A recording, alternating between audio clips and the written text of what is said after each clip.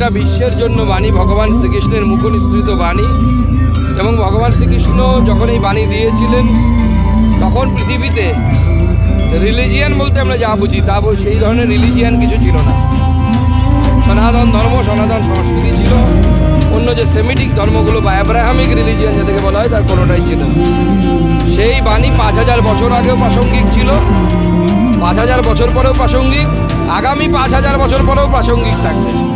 শাশ্বত বাণী, মানুষকে কিভাবে জীবন ধারণ করতে হবে ইররেসপেক্টিভ অফ রিলিজিয়ান, মানুষকে কিভাবে সুখে থাকতে হবে, মানুষকে কিভাবে ডিপ্রেশন থেকে বেরিয়ে আসতে হবে, গোটা বিশ্বকে পথ দেখেছে। গীতা শুধু ভারতের নয়, গোটা পৃথিবীর ধরোহর।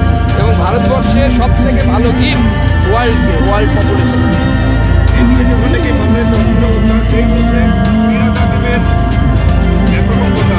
ফিরহাদ হাকিম সাহেব যেটা বলেছেন, আমি তাকে সাধুবাদ জানাবো যে কমসে কম তার মনে যেটা আছে সেটা মুখে বলে ফেলেছে।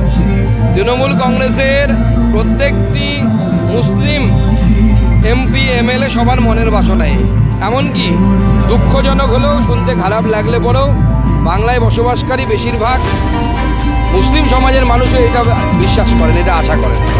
কিন্তু দুর্ভাগ্যের বশত যে এইটা হলে কি হয় সেটা পাকিস্তানের বাংলাদেশে আমরা দেখতে পাচ্ছি।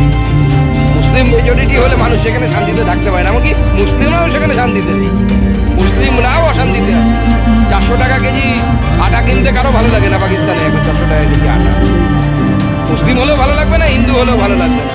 সেই জন্য বাংলার সংস্কৃতিকে বাঁচানোর জন্য বাংলার হিন্দুদেরকে সজাগ হতে হবে। তৃণমূল কংগ্রেসেরকে ব্যবহার করে এই সমস্ত নেতারা যারা তাদের ধর্মীয় এজেন্ডা পালন করছে, এটাকে সিপিএমকে ব্যবহার করতে, এদের লক্ষ্য এরা পরিষ্কার। এদেরকে আমি দোষ দিই না, দোষ আমাদের। আমরা হিন্দুরা যদি না বুঝি অবলুপ্ত হতে হবে। आप सबको हार्दिक अभिनंदन।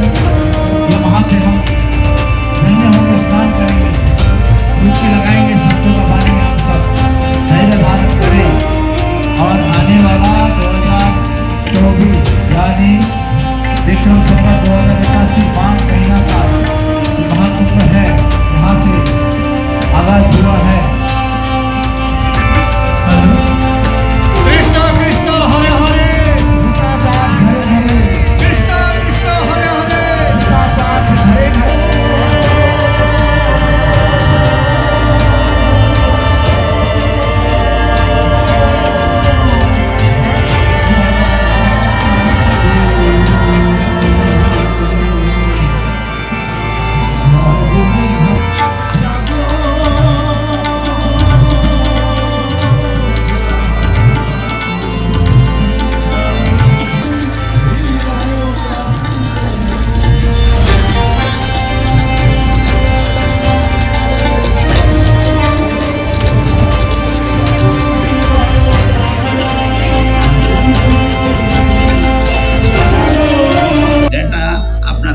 করে নেবেন, আজকাল গুগলে সব পাওয়া যায়।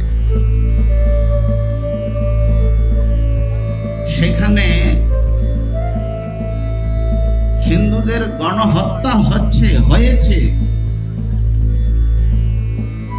থেকেও বেশি ভক্তি রাখি। গোটা বিশ্বের জন্য বাণী ভগবান শ্রীকৃষ্ণের মুখনিসৃত বাণী।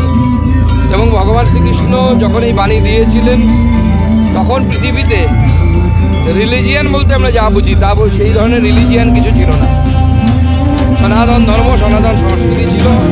অন্য যে সেমিটিক ধর্মগুলো বা অ্যাব্রাহামিক রিলিজিয়ান যাদেরকে বলা হয় তার কোনোটাই ছিল না। সেই বাণী 5000 বছর আগেও প্রাসঙ্গিক ছিল, 5000 বছর পরেও প্রাসঙ্গিক, আগামী 5000 বছর পরেও প্রাসঙ্গিক থাকবে। শাশ্বত বাণী, মানুষকে কিভাবে জীবন ধারণ করতে হবে ইররেসপেক্টিভ অফ রিলিজিয়ান, মানুষকে কিভাবে সুখে থাকতে হবে, মানুষকে কিভাবে ডিপ্রেশন থেকে বেরিয়ে আসতে হবে, গোটা বিশ্বকে পথ দেখেছে। গীতা শুধু ভারতের নয়, গোটা পৃথিবীর ধরোহর। এবং ভারতবর্ষের সব থেকে ভালো গিফট ওয়ার্ল্ড পপুলেশন।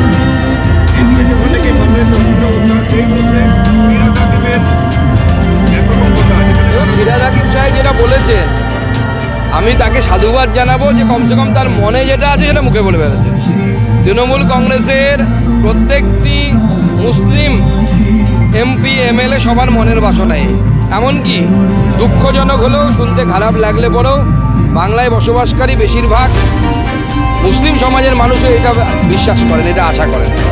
কিন্তু দুর্ভাগ্যের বশত যে এইটা হলে কি হয় সেটা পাকিস্তানের বাংলাদেশে আমরা দেখতে পাচ্ছি। মুসলিম মেজরিটি হলে মানুষ সেখানে শান্তিতে থাকতে পারে না, এমনকি মুসলিমরাও সেখানে শান্তিতে নেই, মুসলিমরাও অশান্তিতে আছে। 400 টাকা কেজি আটা কিনতে কারো ভালো লাগে না পাকিস্তানে, এখন 400 টাকা কেজি আটা।